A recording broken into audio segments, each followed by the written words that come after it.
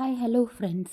Gruhalakshmi amount ಇನ್ನೂ ಯಾರ್ಯಾರಿಗೆ ಬಂದಿಲ್ಲ, ಏನಾಗ್ತಾ ಇದೆ, ಏನು ಮಾಡ್ತಾ ಇದ್ದಾರೆ ಸರ್ಕಾರದವರು, ಯಾಕಿನ್ನೂ ಆದರೂ ಖಾತೆಗಳಿಗೆ ಜಮಾ ಆಗ್ತಿಲ್ಲ ಅಂತ ಹೇಳಿ ಕೇಳೋದಾದರೆ, ಅದಕ್ಕೆಲ್ಲ ಈಗ ಪ್ರಶ್ನೆಗೆ ಉತ್ತರ ಇಲ್ಲಿದೆ.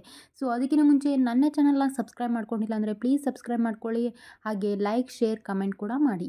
ಹೌದು ಫ್ರೆಂಡ್ಸ್, ಯಾಕೆ ಈಗ ಗೃಹಲಕ್ಷ್ಮಿ ಹಣ ಒಂದೊಂದು ಜಿಲ್ಲೆಯಲ್ಲಂತೂ ಜೂನ್, ಜುಲೈ, ಆಗಸ್ಟ್, ಸೆಪ್ಟೆಂಬರ್ 4 ತಿಂಗಳದ್ದು ಕೂಡ ಬಂದೇ ಇಲ್ಲ ಅಂತ ಹೇಳ್ತಾ ಇದ್ದಾರೆ. ಆದರೆ ಗೃಹಲಕ್ಷ್ಮಿಯ ಅಂಥವ್ರು ಹೇಳೋದೇನಪ್ಪ ಅಂದರೆ, ಇಲ್ಲ ಇಲ್ಲ ನಾವು ಹಾಕಿದ್ದೀವಿ, ಬಂದೇ ಬರುತ್ತೆ, ಇನ್ನು ಸೆಪ್ಟೆಂಬರ್ ಅಕ್ಟೋಬರ್ದಷ್ಟೇ ಇರೋದು ಬಾಕಿ, ಅಷ್ಟು ಕ್ಲಿಯರ್ ಮಾಡಿದ್ದೀವಿ ಅಂತ ಹೇಳಿ ಹೇಳ್ತಾ ಇದ್ದಾರೆ.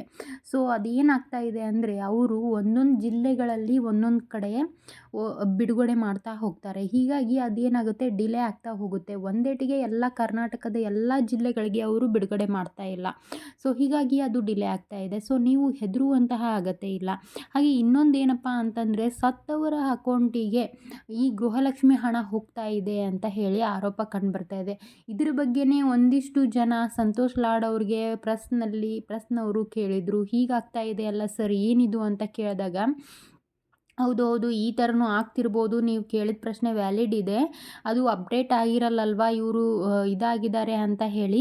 ಸೊ ಹೀಗಾಗಿ ಆ ಥರ ಆಗ್ತಿರ್ಬೋದು, ನಾನು ಗಮನಕ್ಕೆ ತರ್ತೇನೆ ಅದನ್ನು ವಿಷಯವನ್ನು ಅಂತ ಹೇಳಿ ಸಂತೋಷ್ ಲಾಡ್ ಅವರು ಹೇಳಿದ್ದಾರೆ. ಸೊ ಹೀಗಾಗಿ ಇದ್ರ ಬಗ್ಗೆ ಇಷ್ಟು ಮಾಹಿತಿಯನ್ನು ನಾನು ನಿಮಗೆ ಹೊತ್ಕೊಂಡು ಬಂದಿದ್ದೀನಿ. ಸೊ ನೀವು ಭಯಪಡುವ ಅಗತ್ಯ ಇಲ್ಲ. ಯಾವುದೇ ಕಾರಣಕ್ಕೂ ಗೃಹಲಕ್ಷ್ಮಿ ಅಮೌಂಟ್ ಎಲ್ಲಿಯೂ ಹೋಗೋದಿಲ್ಲ, ನಿಮ್ಮ ಖಾತೆಗೆ ಬಂದು ಜಮಾ ಆಗುತ್ತೆ. ಈ ಸರ್ಕಾರ ಇರೋವರೆಗೂ ಅವ್ರು ಏನು ಮಾತು ಕೊಟ್ಟಿದ್ರು ಅದನ್ನು ಪೂರೈಸ್ತೀವಿ ಅಂತ ಹೇಳಿ ಹೇಳ್ತಾ ಇದ್ದಾರೆ. ಸೊ ನೀವು ಯಾವುದೇ ರೀತಿ ಭಯಪಡುವ ಅಗತ್ಯ ಇಲ್ಲ. ಅವರು ಒಟ್ಟಿಗೆ ಎಲ್ಲ ಹಣವನ್ನು ಒಂದೇ ಸಾರಿ ನಿಮಗೆ ಒಂದು 8,000 ಹಣವನ್ನು ಹಾಕೋಕ್ಕೆ ನಿರ್ಧಾರ ಮಾಡಿದ್ದಾರೆ. Thank you for watching. Please subscribe my channel.